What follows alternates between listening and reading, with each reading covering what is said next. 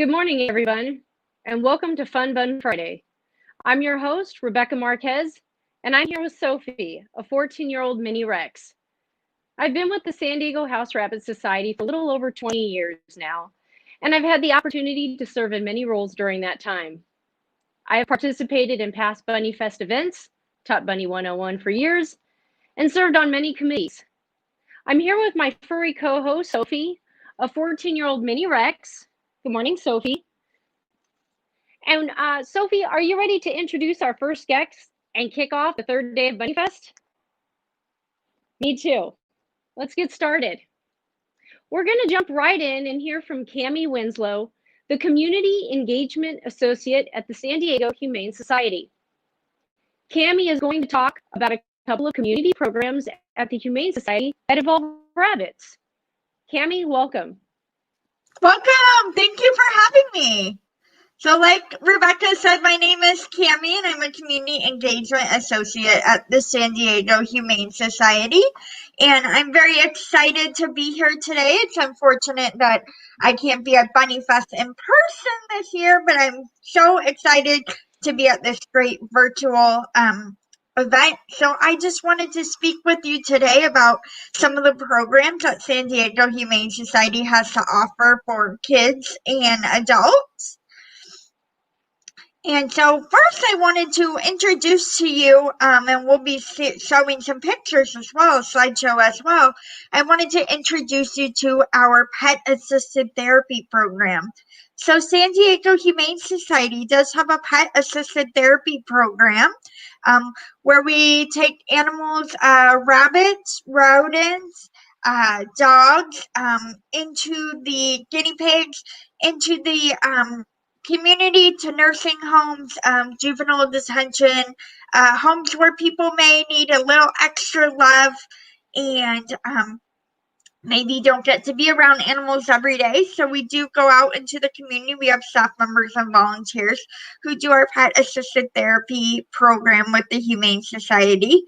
And but obviously, due to COVID, unfortunately, we're not able to visit people in person these days, but we are offering virtual opportunities. So you can check our website, sdhumane.org, for more information.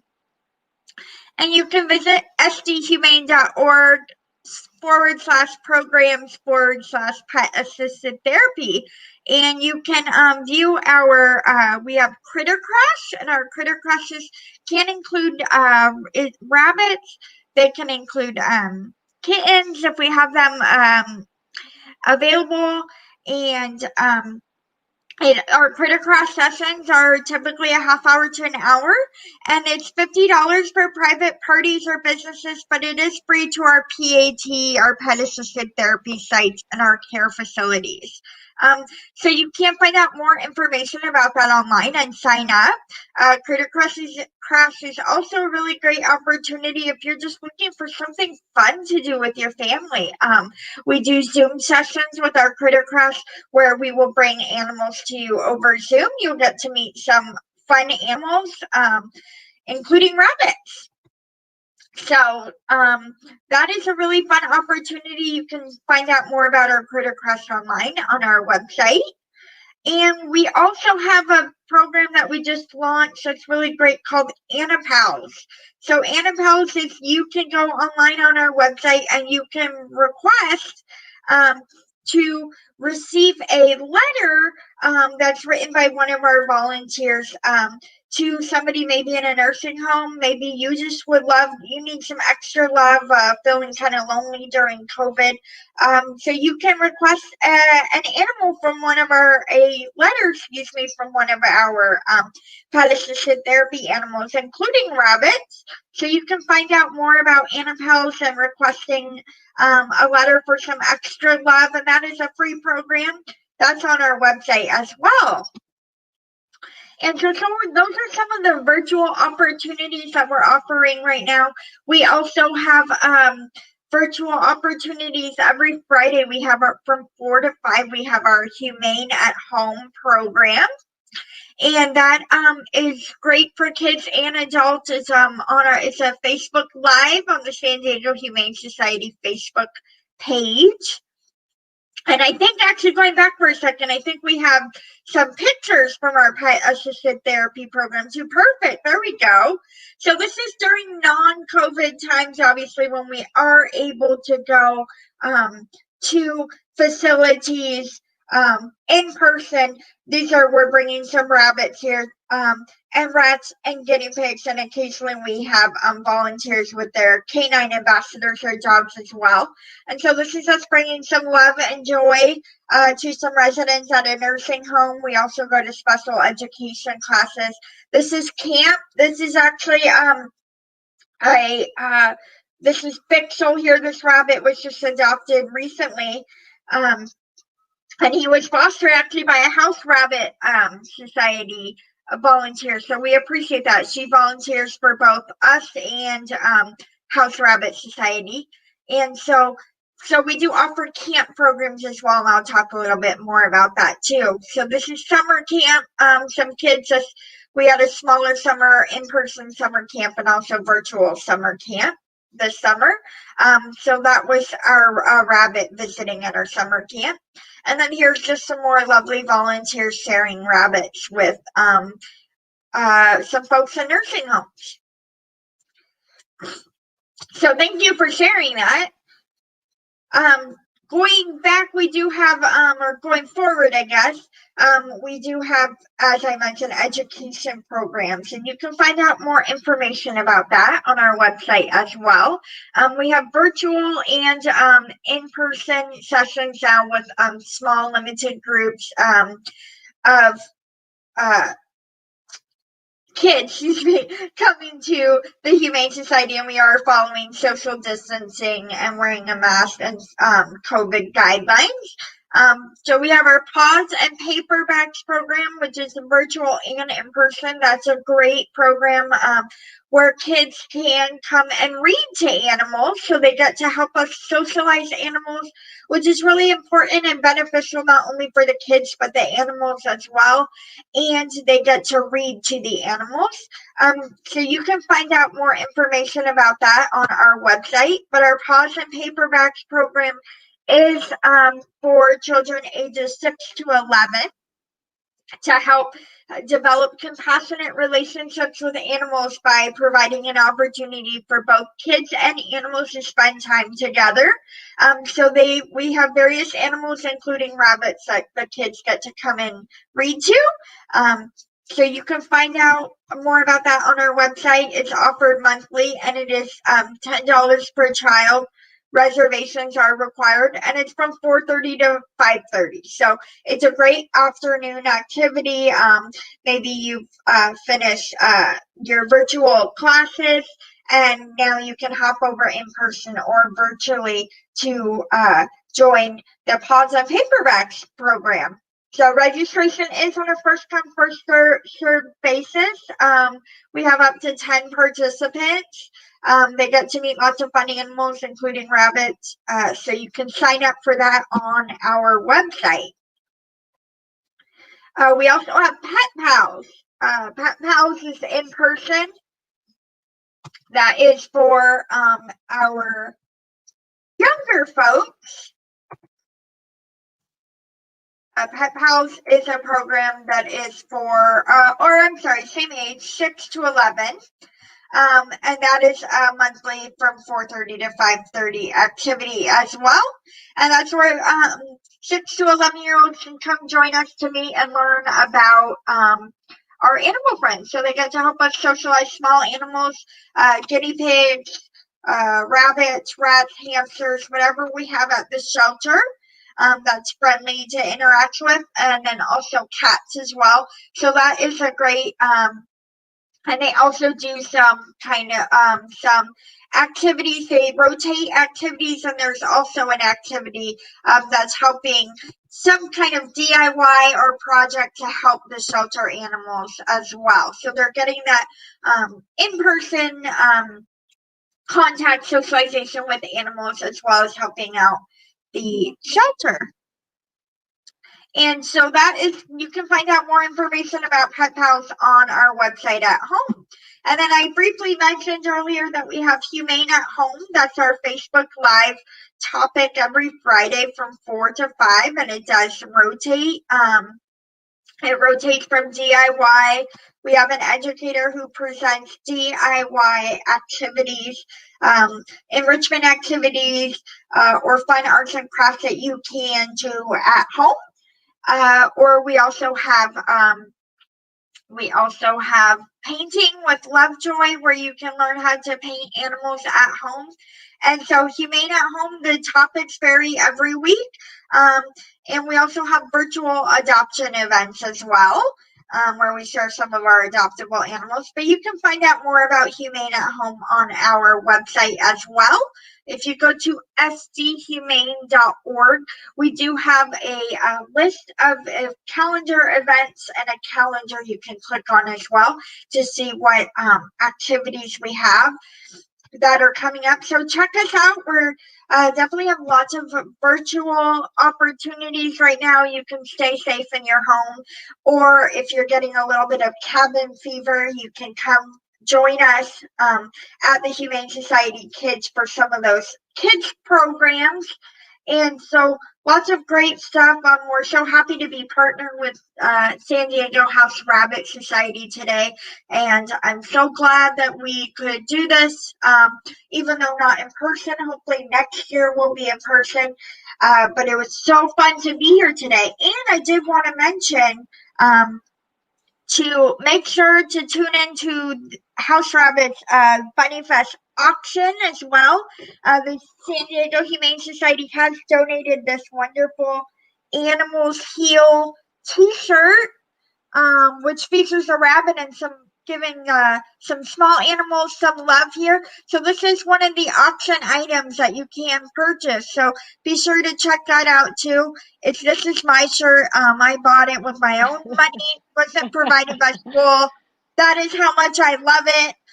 It's very comfortable too. But anyways, check out the auction for other great items, including this Animals Heal shirt. And thank you so much for having us. And enjoy the rest of Bunnyfest. Thank you so much, Cammie. We appreciate the good work done by the San Diego Humane Society and your time that you took to educate us about it. You guys are doing some very amazing things. I particularly love the reading to your animals. We do that at our shelter as well. And we've seen how therapeutic reading to rabbits can actually be, or to any animal. Thank you for all the work that you guys do. We still have 3 more days to enjoy Bunnyfest. So let's quickly run down all the great things that you still have time to do. You can register for 13 different educational sessions that have yet to take place. You can vote in the photo contest until the last day of Bunnyfest. If you haven't gone to that site, you absolutely must. It's adorable. You can bid on more than 200 items in the silent auction until Sunday afternoon. You better get over to that website today, however. Quickly, the sooner the better. Every hour, more and more items are disappearing from the site with the buy it now option. So please don't wait. I also wanted to mention, you don't have to live in San Diego to buy or to bid or win in our silent auction. We do ship, which is also explained on our website. Another thing you can do is buy a special edition Bunnyfest t-shirt through September 30th. And you can shop in the Bunnyfest marketplace for bunny-themed products for you and your bunny from over 60 virtual vendors around the world. But don't wait too long. The marketplace will only be open during the next 3 days of Bunnyfest. Many people don't realize that Bunnyfest is both fun and a fundraiser. In fact, it's our largest fundraiser of the year. But 2020 has brought new challenges to our doorstep, which have increased costs while also decreasing revenue. Let's hear from Jennifer Lee, our executive director, about those challenges and how the shelter has adapted. 2020 has been a little bit challenging. We quickly had to adapt. We didn't know if we were going to survive at all because of the staffing, because of rescues, all that good stuff. But we've been very, very fortunate that we have a lot of good supporters. For now, we're keeping our Doors closed to the public because we can't practice social distancing here. So while we miss seeing everyone, miss their faces, miss their bunnies, we just have to really ensure that we keep every person and rabbit safe here in the shelter. The biggest changes that we had to make were to put our store online. So now everything that you see in our store is on our online store and curbside pickup. It was a lot of brainstorming with the staff. We first thought we were going to go through the window instead, but what was really brilliant was one of the staff members thought, let's do a drive-through. Through our Suite B area, we prepped the order. The customer will drive to the side of our building where our double gates are. Then they come out of their car and they pick it up and they drive off with their goods. So it was a brilliant idea. We have another window where people come in to drop their rabbits off for grooming. So people can't bring their bunnies inside to groom, but they can bring their bunnies for grooming. And we have an area in our shelter now that we can fully disinfect in between rabbits too. So our staff change into PPEs every single time they get a new rabbit.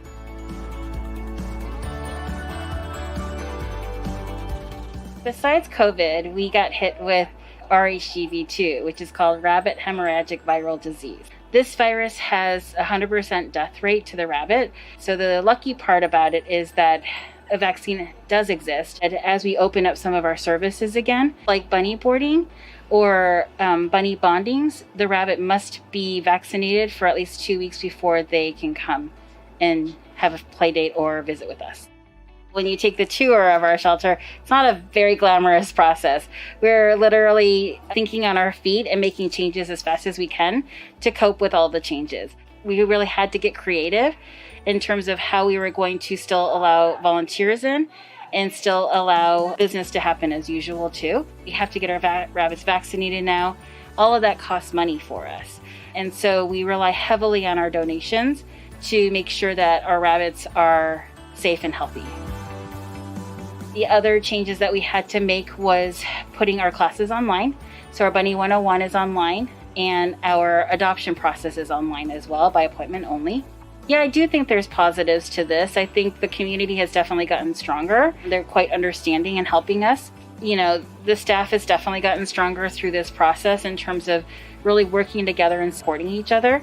So I'm pretty proud of everyone and really grateful for the support that we have. I'm really excited to announce that we are able to continue on with our Bunnyfest 2020. We decided to make our Bunnyfest virtual. This year, we are going to have a 5-day virtual event with Bunnyfest. If you have any questions, just go to our Bunnyfest website and you can email us from there too.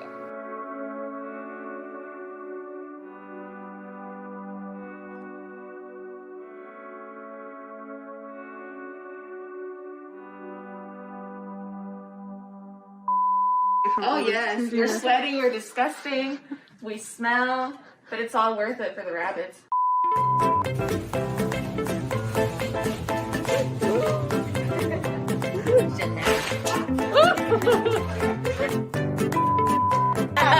I'm like, I see. Oh, saw the empty one.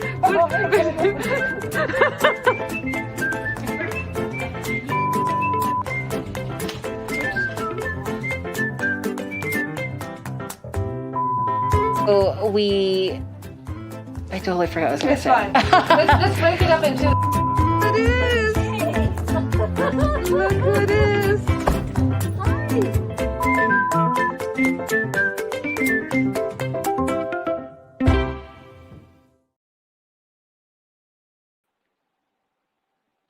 That's really amazing.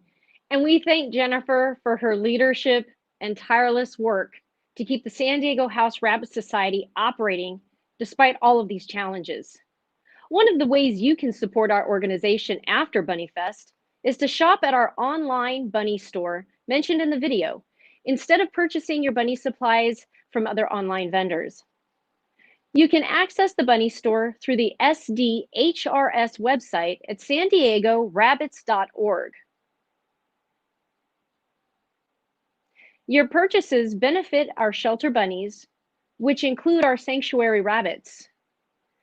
Speaking of sanctuary rabbits, For those of you who are not familiar with our sanctuary program, it is a way to find forever homes for bunnies that are hard to adopt, most often due to ongoing medical needs or behavioral issues developed from prior mistreatment.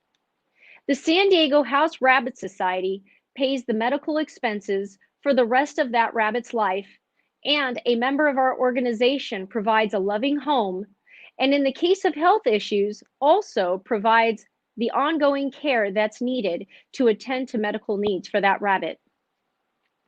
I'd like you to meet one of our most recent sanctuary bunnies, Sitka. Let's hear about her story in a short video. It's my pleasure to introduce you to Sitka. Sitka is an English spot sanctuary rabbit. She has made a lot of progress becoming a happier, more relaxed bunny. When we first met Sitka, she felt like the world was out to get her. She would box, charge, and grunt at anyone who approached her. We realized she needed to start releasing this energy and allowed her a lot of run time each day. She loved it and started to show a slightly happier personality. Just look at those moves. We eventually worked on gaining her trust, first by using her stuffed animal Mr. Bear to pet her. This took a lot of time and patience, but now she loves a good facial rub. Sitka has been battling a few health issues recently, so House Rabbit Society put her on a sanctuary status in a foster home. She still loves all the attention she can get, and she knows how to capture your attention by looking so cute to get an extra treat or a pet on the head. She has become a sweet bunny, and we hope she continues to make progress with her health. Sitka's care is made possible by donations to the House Rabbit Society. Please visit the HRS website if you would like to donate and help sanctuary rabbits just like Sitka.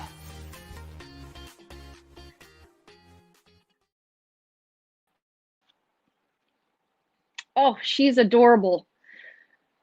Next up, we're going to learn how to plant an indoor bunny garden to grow nutrient-dense microgreens for your bunny. We thank Scintilla Farms for creating this short video. Just a quick note, some of you may have some difficulty hearing this video, so we decided to add a link of the video on the San Diego House Rabbit Society YouTube channel for later viewing. Hi, I'm Blake Cowling, co-founder of Scintilla Farms.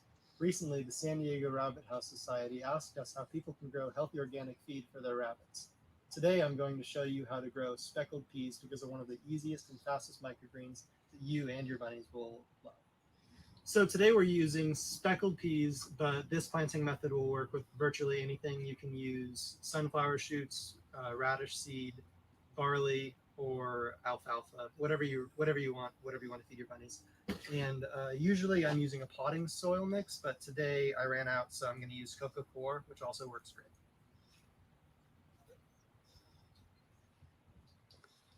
This is a 12 by 24 inch flat, but you can use anything, Tupperware at home, bowls. You really just want to have about 1/2 inch to 2 inches of median for the roots to grow. Just going to make this as flat as I possibly can. Let me go out a little more.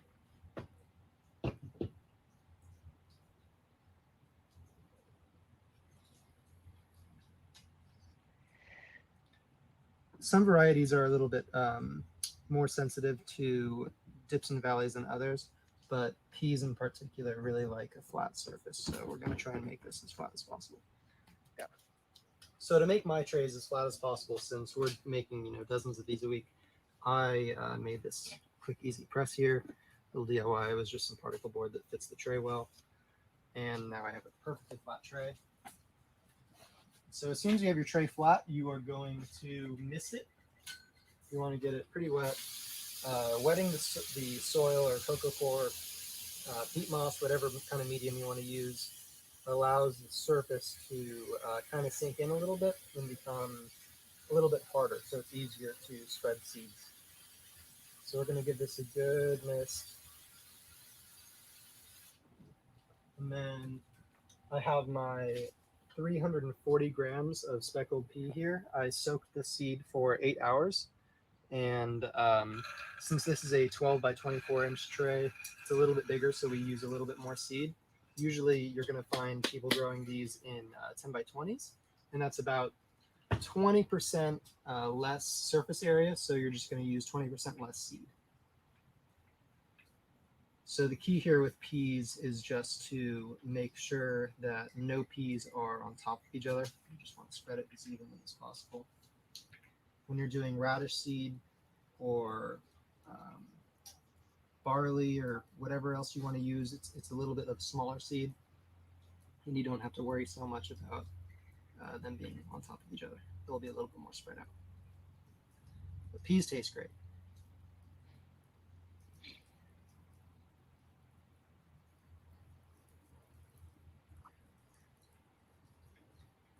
I like to do the corners and then the edges first. Kind of opens up some space in the middle.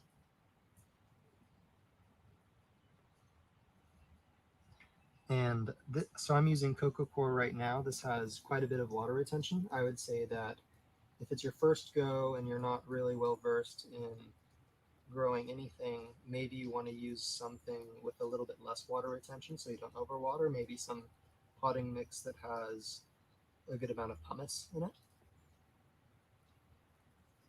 And we do sift our soil. That's probably not necessary if you're just doing a few trays at home, but it helps remove a lot of the larger particulates.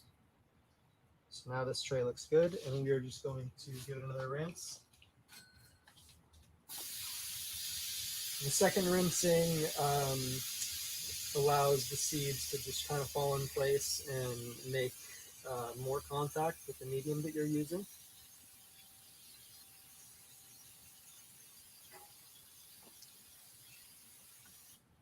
And you don't want to water it so much that water comes through to the bottom, but just enough to saturate. Okay, go.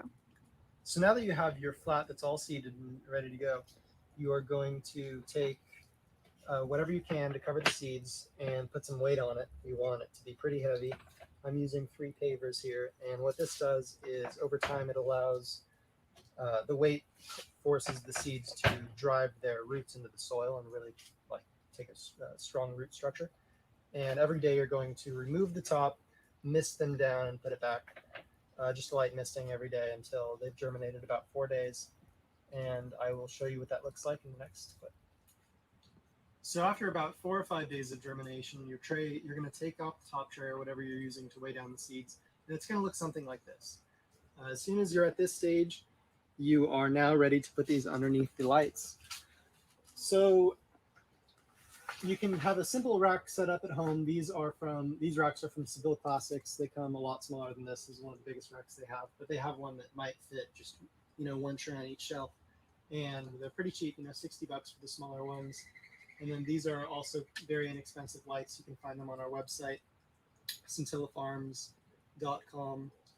It lists all of the equipment that we use. And as soon as they're under the lights, you are now free to start bottom watering. I like to bottom water because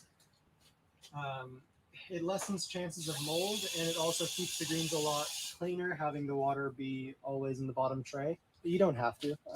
You can water on top. You just don't have a bottom tray if you're using a Tupperware without holes. And you're just going to keep this watered for another 3 or 4 days, and I will show you what that'll look like in the next video. Okay, so it's been about 12 days now, Wow. and this flat here is obviously far overgrown with peas. We usually would have harvested this maybe about 2 days prior, and it would have been a lot shorter, but your bunnies won't care. It's just more food for them. But since this is for me, I'm just going to harvest 1 clamshell here so you can see what that looks like. So I have a very sharp knife here, cutting 2.5, 3 inches.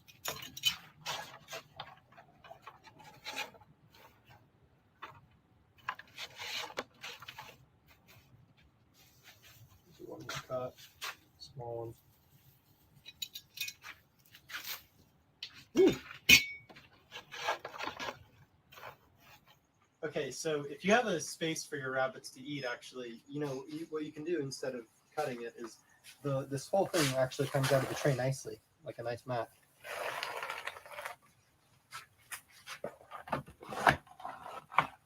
It's like you can just put this in their eating area. You'll munch on it.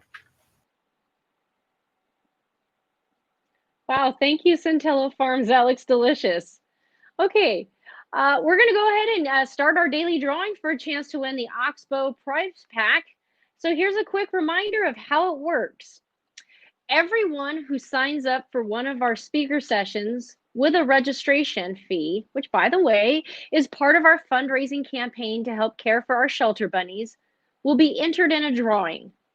We'll pick 2 winners every day who will be announced during the morning kickoff sessions. The winners will receive an Oxbow prize pack with a mix of these items donated by Oxbow Animal Health. Today's winners are Kathleen Peng and Catherine Masters. Congratulations. Kathleen and Catherine will be contacting you by email soon to make sure that you get your Oxbow prize packs. Congratulations.